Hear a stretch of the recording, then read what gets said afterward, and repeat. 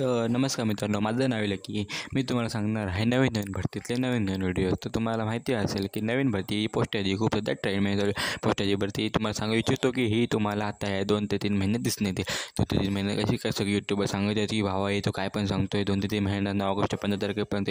तुम्हाला मी सांगू इच्छितो की अजून 7वी लिस्ट लागली नाही आहे. तर 7वी लिस्ट लागेल तर तुम्हाला सांगतो की ऑगस्ट एंडपर्यंत तुम्हाला नवीन भरती दिसून येते.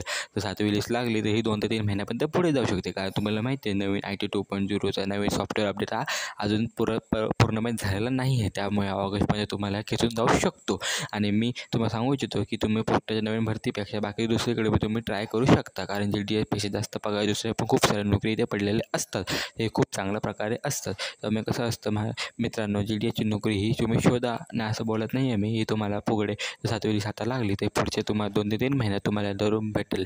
आणि तुम्हाला मी सांगू इच्छितो की हे 10वीच आहे, एज्युकेशन बदलण्यात येत नाही आहे. कारण शेड्यूल 2ची भरती आहे. समजा शेड्यूल 1ची भरती असते तर तुम्हाला एज्युकेशन थोडं वर खाली भेटण्यात आलं असतं.